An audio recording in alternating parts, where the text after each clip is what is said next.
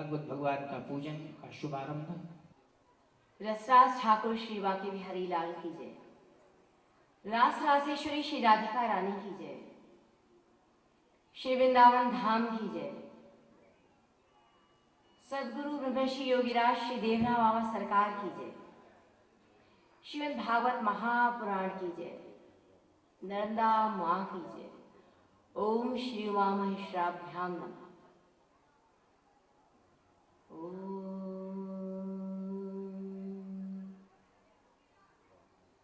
वक्रतुंड महाकाय सूर्यकोटि संप्रभ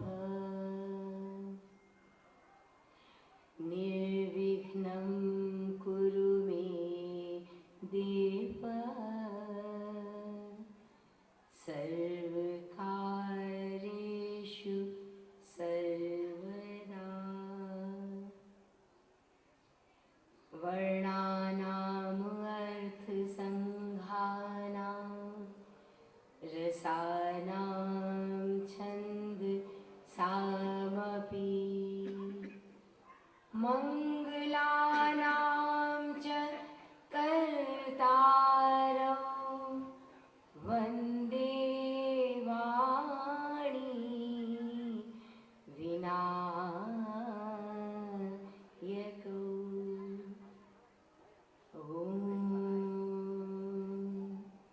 भवानी शंकरौ वन्दे श्रद्धा विश्वास रूपिणम्। याभ्यां विना न पश्यन्ति सिद्धा स्वान्तः स्थमीश्वरम्। वसुदेवसुतं देवं कंसचाणूरमर्दनम् देवकी परमानन्दं कृष्णं वन्दे जगद्गुरुम्। वंशी विभूषितकरान् नवनीरदाभा पीताम्बरा दरुणबिम्ब फलाधरोष्ठा।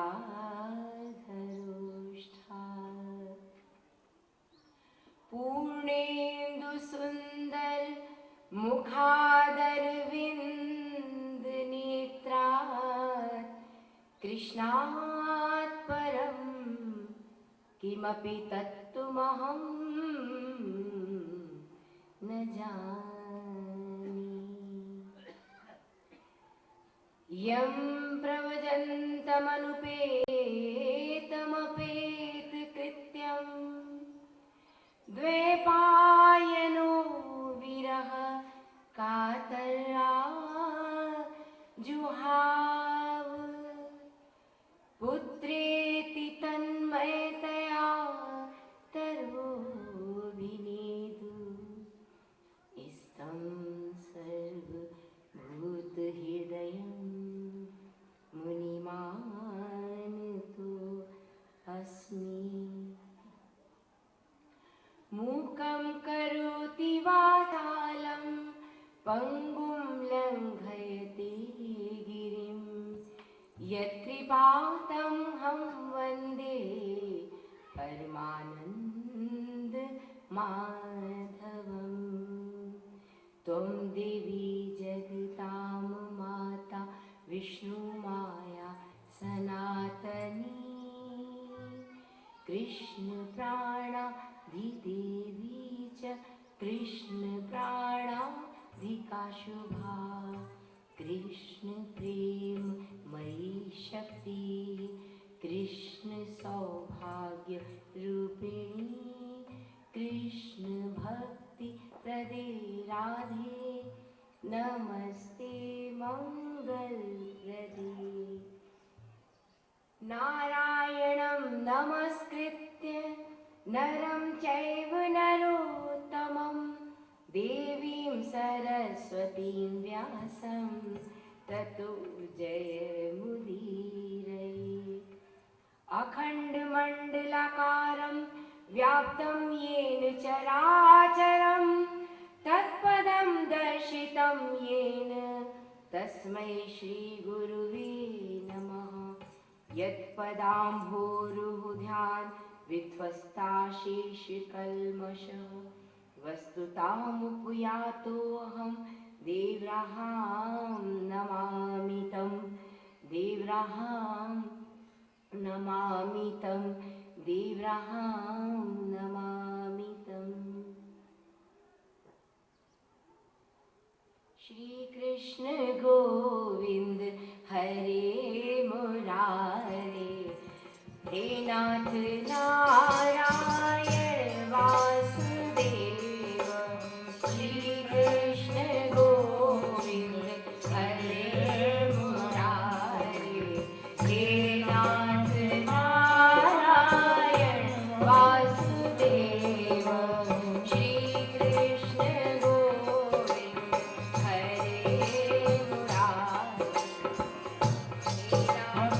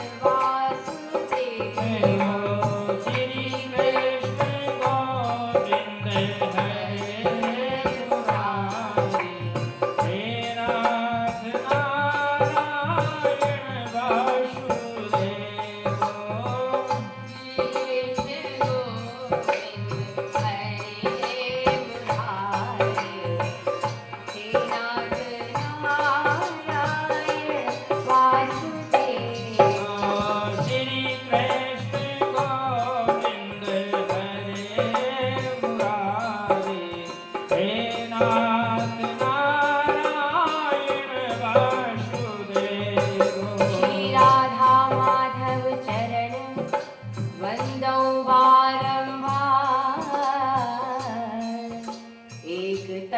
दो तन धरी नित रस पारावार। हरि जुआए विराजिए कथा सुनो इतिहास। तुम श्रोता या मार के तब पद रज हम दास।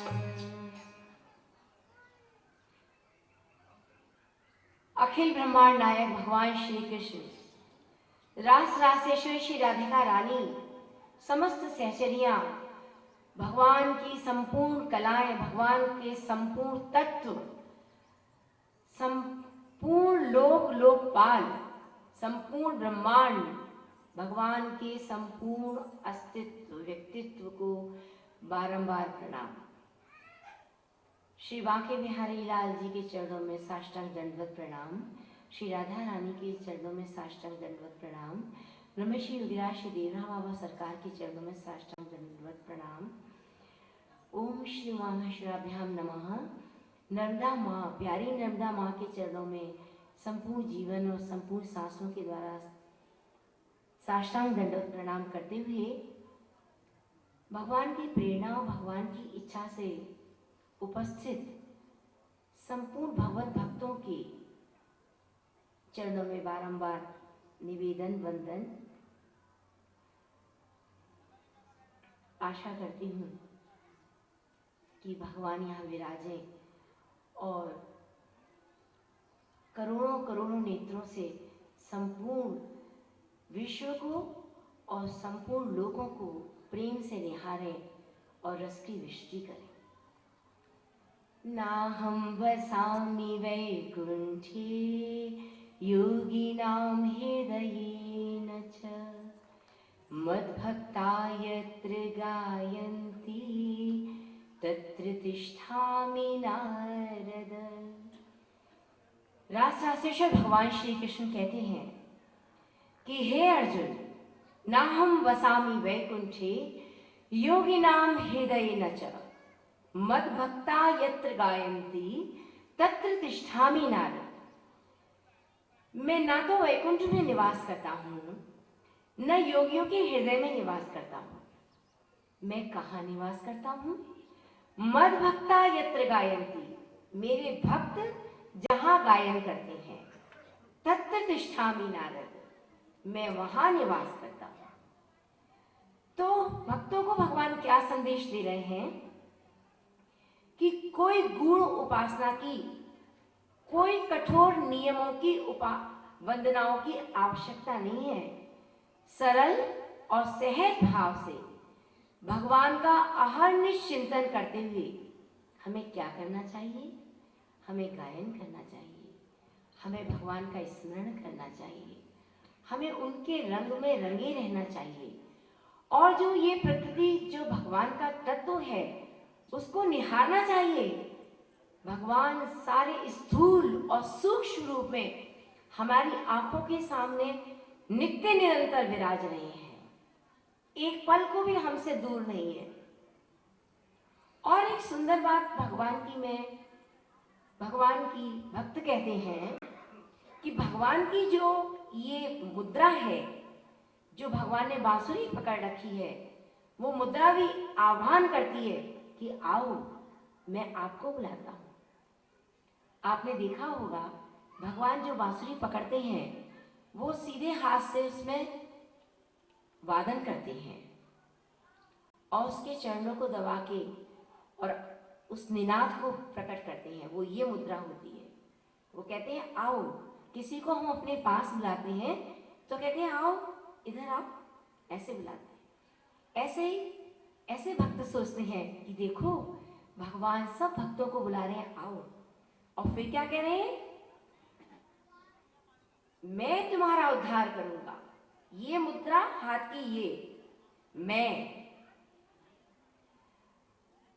इसे ऐसे बुलाते हैं और फिर कहते हैं मैं तुम्हारा उद्धार करूंगा। ये बांसुरी पकड़ के घनश्याम समस्त भक्तों को एक मूक आह्वान देते हैं कि आओ, मैं तुम्हारा उद्धार करूंगा। तेषाम अहम समुद्धर्ता मृत्यु संसार सागरा अनन्या चिंतयन्तो माम ये जनाः पर्युपासते तेषाम नित्याभियुक्तानां योगक्षेमं वहाम्यहम्। मैं उनका योगक्षेम वहन करूंगा। कितनी सुंदर उद्घोष, कितना सुंदर भगवान का आह्वान और कितना सुंदर भगवान का बुलावा। और बुलावा भी कैसा, हम चले जाते हैं मंदिर से लेकिन भगवान वहीं रहते हैं। सोचिए तप उनका है कि तप हमारा है।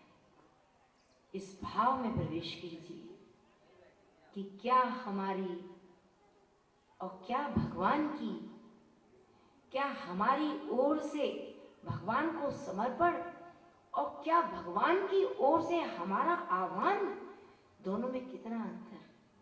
हम पल भर को भगवान को माथा टेकते हैं, चले जाते हैं और भगवान वही प्रतीक्षारत रहते हैं कि कब तुम दोबारा आओगे, मैं तुम्हारे लिए खड़ा हूं। भगवान लगातार खड़े हैं। बिहारी जी अपने मुद्रा में, अपने मंदिर में है।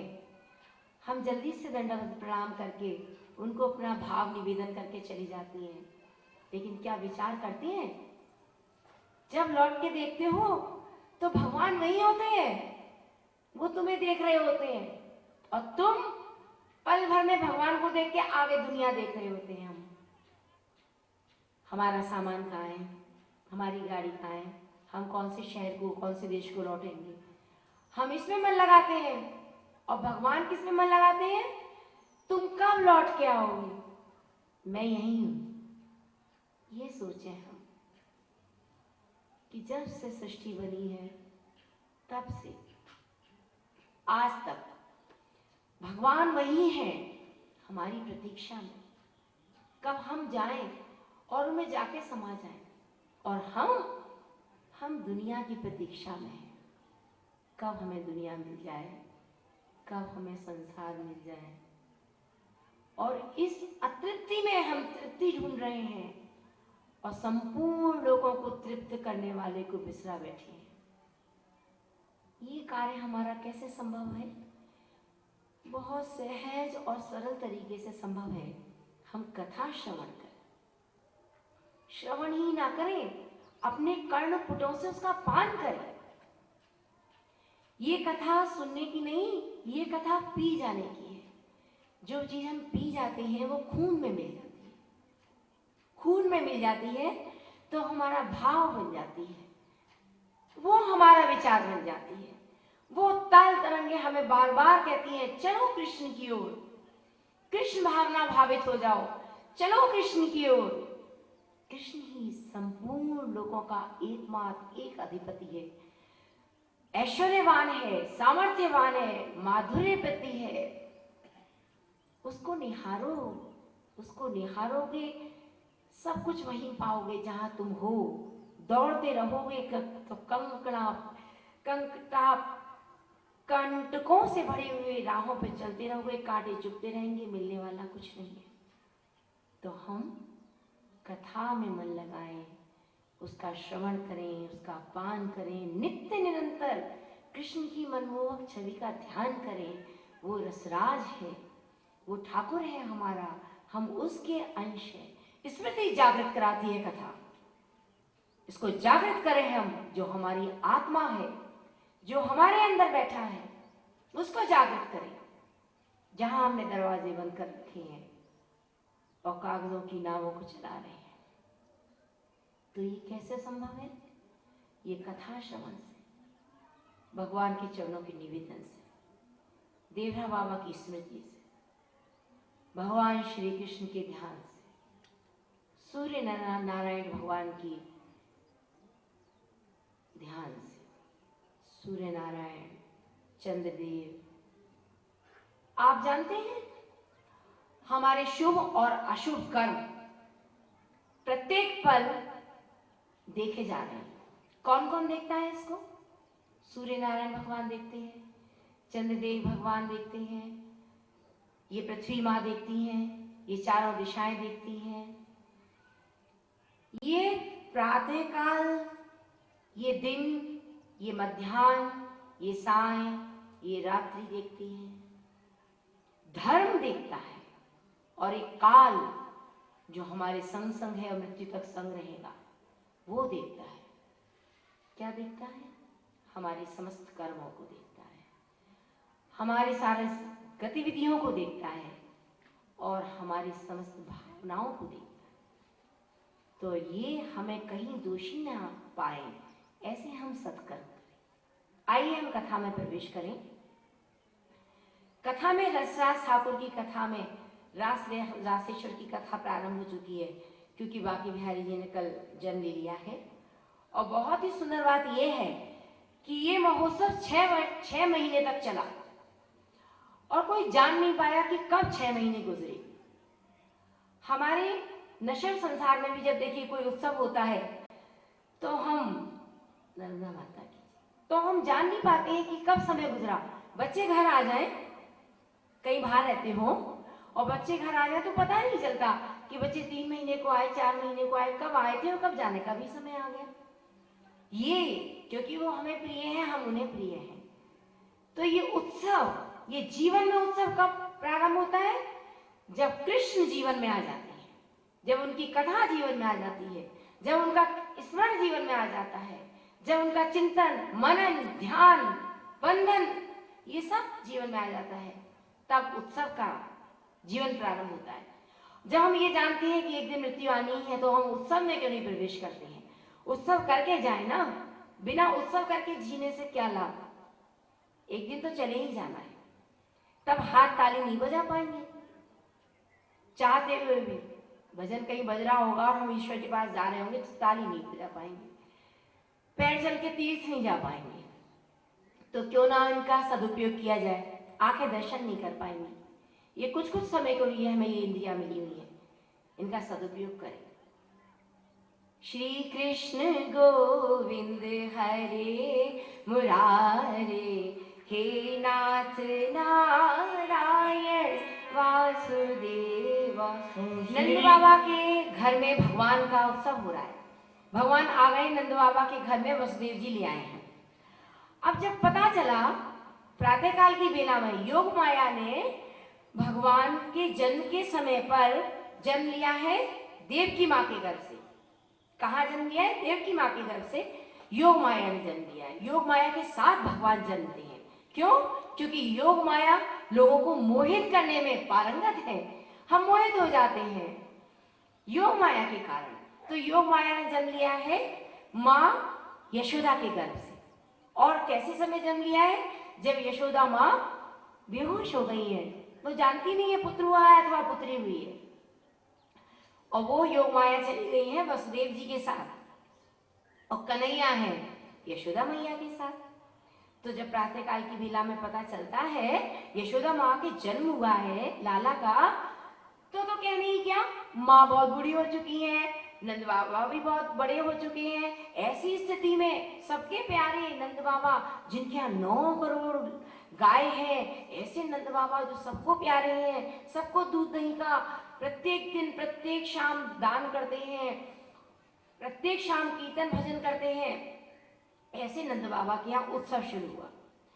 और उत्सव किया, नंद बाबा ने प्रारंभ स्नान किया, सुंदर वस्त्र धारण किए। यशोदा माँ ने सुंदर सुंदर वस्त्र धारण किए, चंद्रहार धारण किया। इतनी माँ सज गई हैं। गोपियों ने तो बस पूछे ही नहीं, सुबह सुबह आरती वंदन किया है। चारों तरफ भगवान की वंदनवार सजाई गई हैं, चंदोबे सजाए जा रहे हैं, जगह जगह तुलसा जी माँ का पूजन हो रहा है। तो गोपियां सज सज के यशोदा माँ के घर के लिए चल पड़ी हैं। और देखा जब लाला को तो डूब गई प्रेम में। आज किसका मिलन हो रहा है? गोपियां को कौन है? ये कल्पांतर तक पूजन भजन और कठोर तप करके जो आई हैं, जिन्होंने चाहा है हम गोपी बन जाए, ये गोपियां वो हैं। आज कृष्ण को देख के तो गोपियां बस निहाल हो गई हैं। गोपियां नंद के आंगन में नाच रही हैं, गा रही हैं। नंद भवन में उत्सव हो रहा है, गंधर्व कीर्तन कर रहे हैं, सनकादि ऋषि आए हुए हैं, सरस्वती माँ गायन कर रही हैं। और प्रहलाद जी बहुत अच्छा नृत्य करते हैं, वो नृत्य कर रहे हैं। और अर्जुन भगवान के पार्षद हैं, वो गायन गाने में बहुत निपुण है, जोर जोर से आलाप ले रहे हैं और गा रहे हैं। सुखदेव जी महाराज नृत्य करने में बड़े पारंगत है। जो सब वो गा रहे हैं, सुखदेव जी महाराज बड़ी बड़ी सुंदर सुंदर मुद्राएं बना बना के उनको हाव भाव से बता रहे हैं कि ये गाया जा रहा है, और मैं भी अपने शरीर से उन भाव भंगिमाओं से गा रहा हूँ। ये उत्सव हो रहा है। उत्सवों के जो ईश्वर है वो कृष्ण ने आज, भगवान ने आज पृथ्वी पर जन्म लिया है। पृथ्वी ने तो ओढ़नी ओढ़ ली है, लक्ष्मी माँ के पति ने जन्म लिया है। बस ऐश्वर्य का तो निवास हो गया है। ये पृथ्वी, ये भूमि आज तीनों लोगों के लिए वंदनीय हो गई है, आराधनीय हो गई है। ऐसी प्रकृति ने चारों तरफ से भगवान को हल्की हल्की हवाएं चल रही हैं। जो जो तत्व हैं सब दिखा रहे हैं कि हम भी यहाँ हैं, हम भी यहाँ हैं। सब भगवान की आराधना पूजा कर रहे हैं। गोविंद गोकुल आयो, गोविंद गोकुल आयो, गोविंद गोकुल आयो, गोविंद गोकुल आयो। नंद भवन में नौबत बाजे, नंद भवन में नौबत बाजे। नंद को घर आयो जी आयो, गोविंद गोकुल आयो।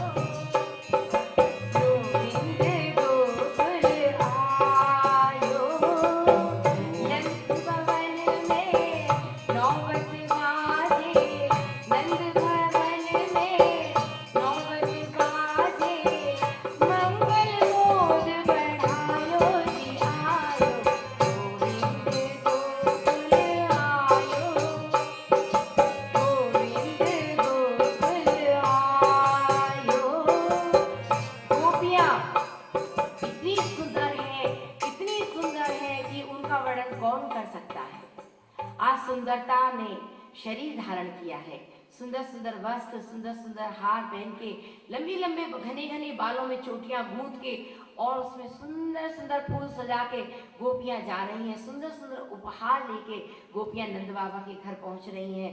और जब वहां पहुंचती हैं तो आज चित्त चोर ने, नंद किशोर ने गोपियों का मन हर लिया। इतना नन्हा सा गोपाल जो कि आज झूले में है, लेकिन उस गोपाल ने समस्त गोपियों को इतना आकर्षित कर लिया है कि गोपियां उपहार देना भी भूल गई हैं, मैया को बधाई देना भी भूल गई हैं। क्या ये सब होता है, ये सब भूल गई हैं। बस वो ये चाहती हैं इस कृष्ण को अपनी गोद में ले लें। और आज गोपियां, आज से हम ये समझना प्रारंभ करें गोपी तत्व क्या है। आज ये जान ले कि गोपियां कौन है, धर्म की ध्वजाएं हैं गोपियां। और गोपियां आज गोपाल को गोदी में लेके कह रही हैं, लल्ला जुग जुग जियो, कितने प्यारे हो। और अभी जन्म लेने वाले गोपाल इतने सुंदर आकर्षक कृपा कटाक्ष से गोपियों को देख रहे हैं और बस मुस्कुरा भी रहे हैं। और जहां गोपी जो आवाज देती है लल्ला, तो कन्हैया वही देखती है, सबको उत्तर देती है।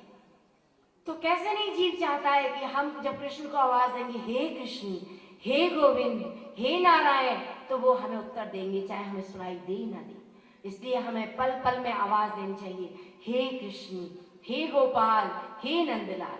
ये सब उत्सव हो रहा है और माँ तो भूल गई है किस किस को क्या देना है, क्या लेना है। दूध और दही की बौछारें हो रही हैं, सबको नंद बाबा गाय देने में लगे हैं, गौओं का दान हो रहा है। तो आज हम ये सोचें कि गौ दान कितना शुभ अवसर पर होता है। बाबा कहते थे, बच्चा गाय का बड़ा भारी महात्म है।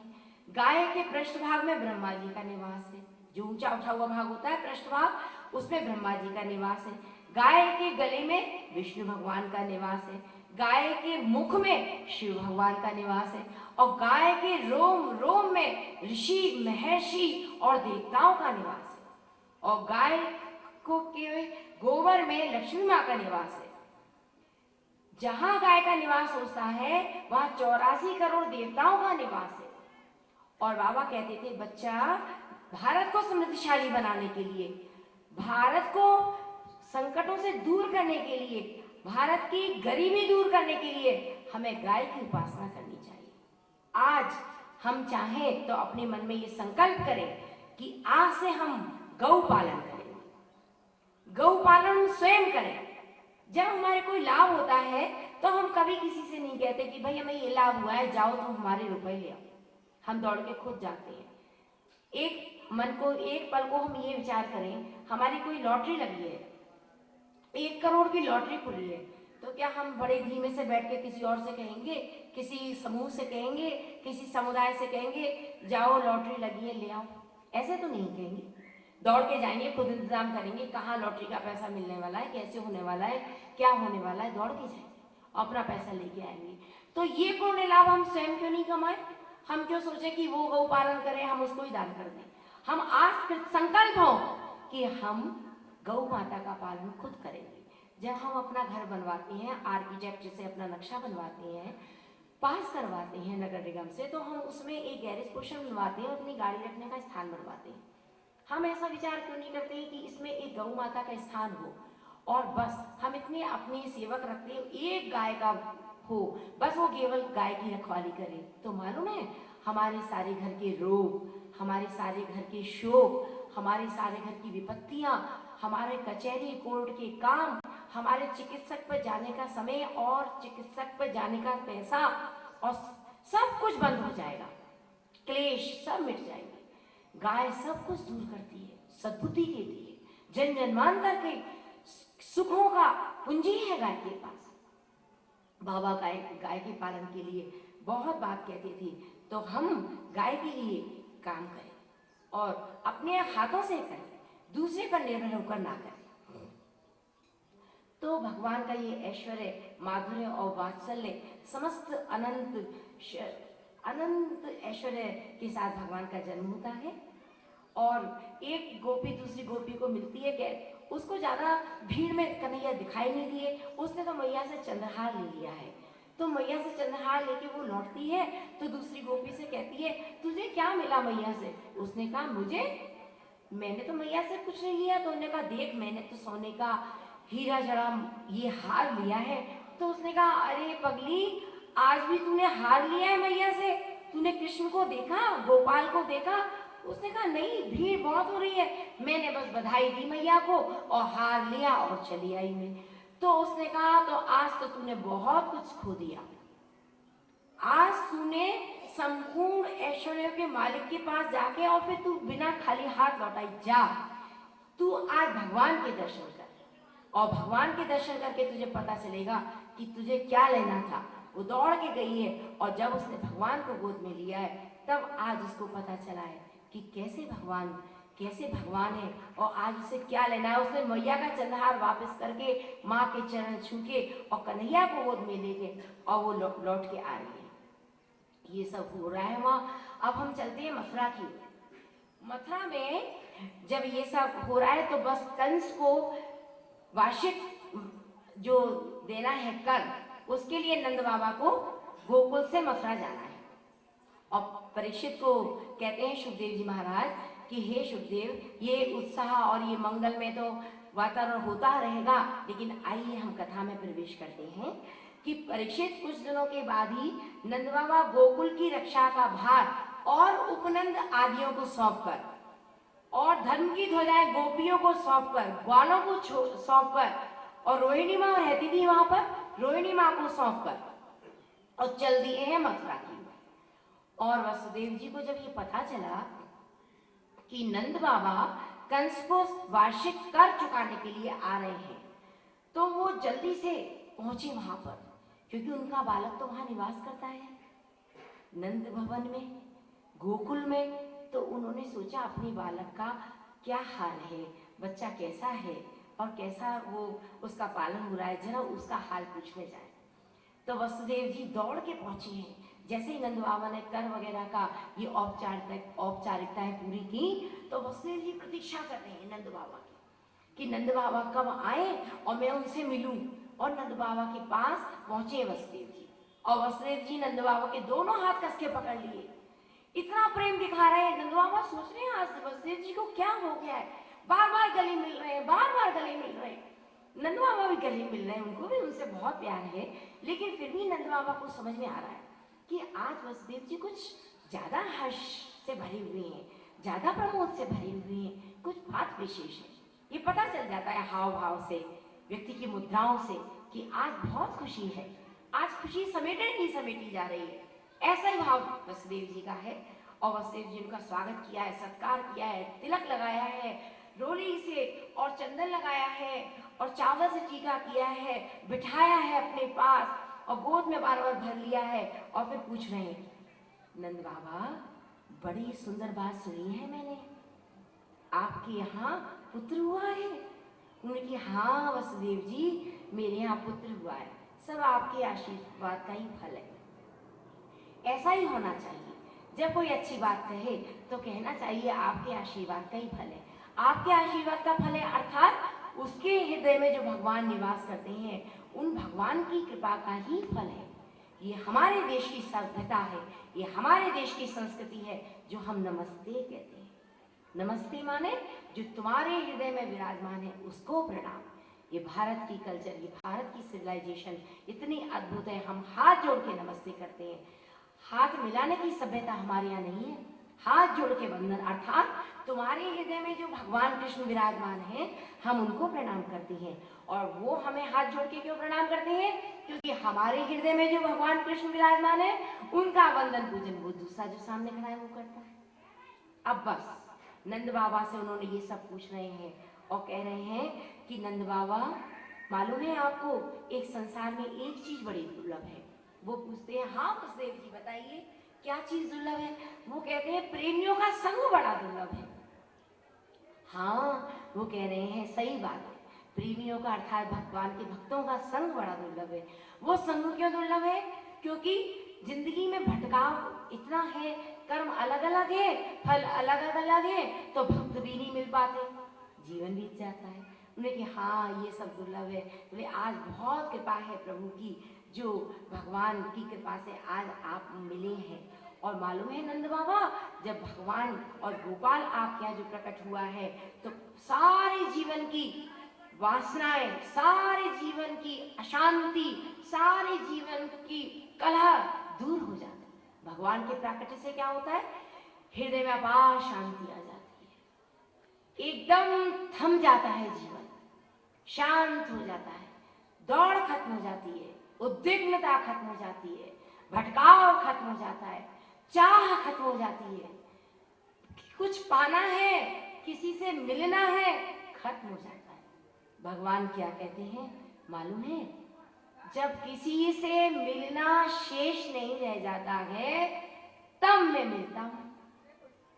जब किसी से मिलना शेष नहीं रह जाता, जब आत्मा इतनी निर्मल हो जाती है कि जब किसी से मिलना शेष नहीं रह जाता है तब मैं मिलता हूं। भगवान श्री कृष्ण की वाणी है ये भगवान श्री कृष्ण कहते हैं। बस अब मिलते हैं वसुदेव जी। उसके बाद वसुदेव जी उनसे कहते हैं कि अब जो भी है आप चले जाओ, आपने कंस का कर चुका दिया है और अब मैं ऐसा चाहता हूं कि आप शीघ्र गोकुल लौट जाओ।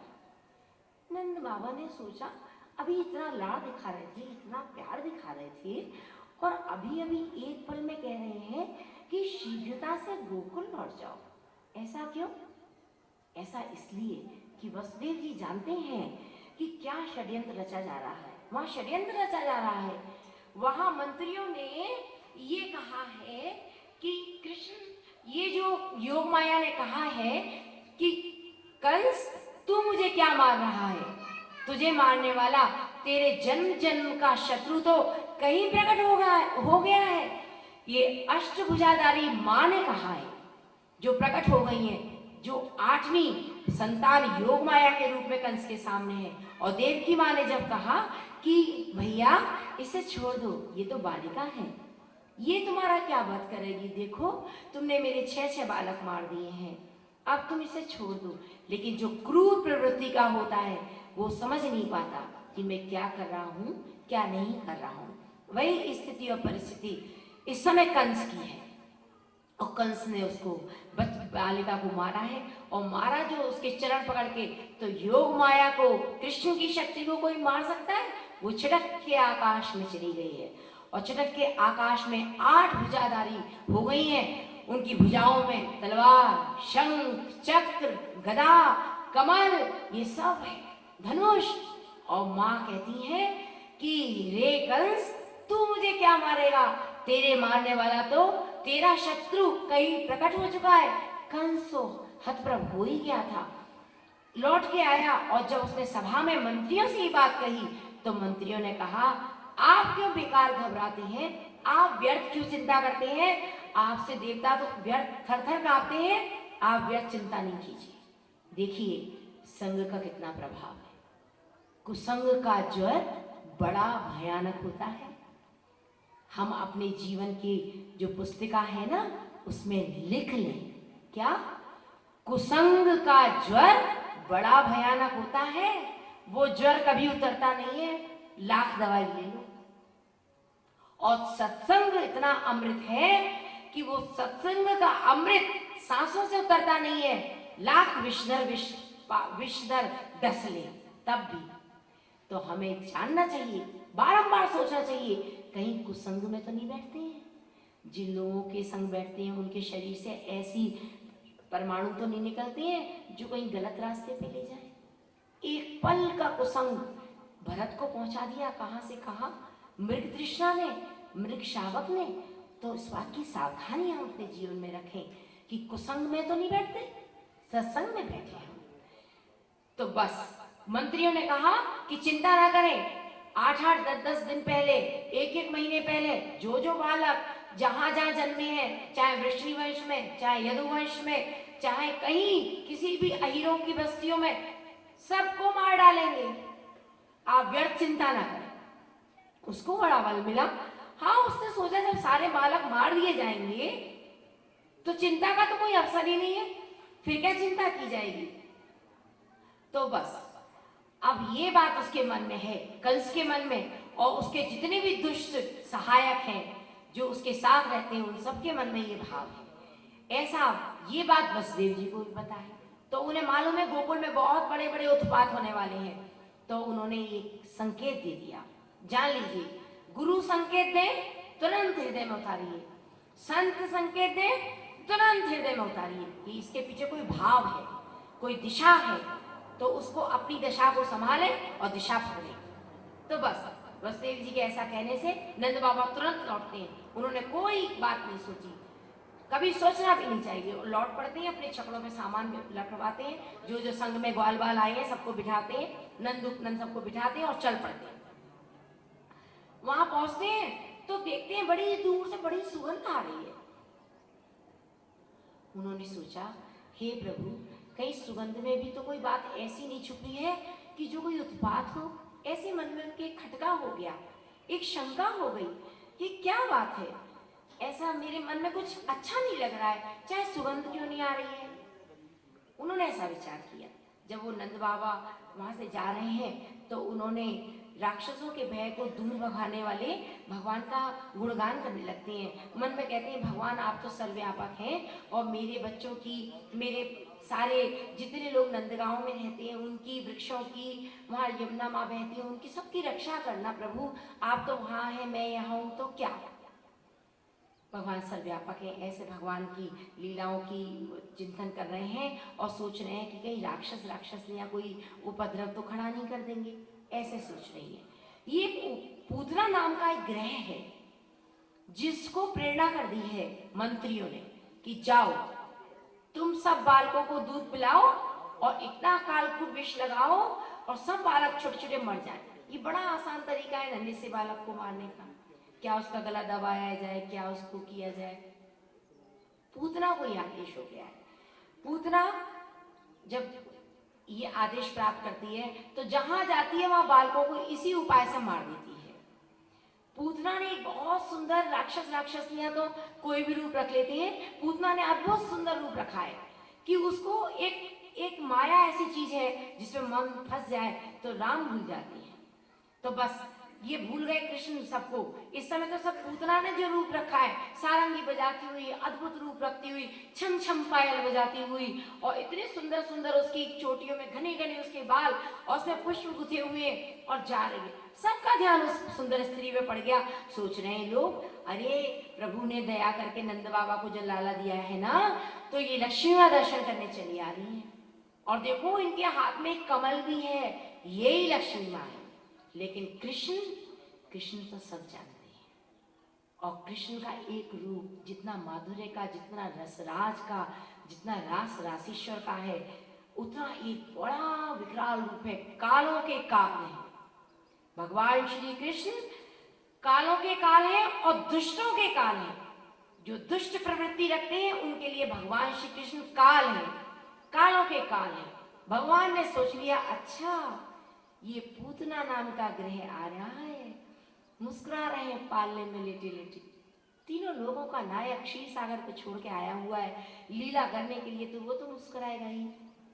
मुस्कुरा रहे हैं भगवान।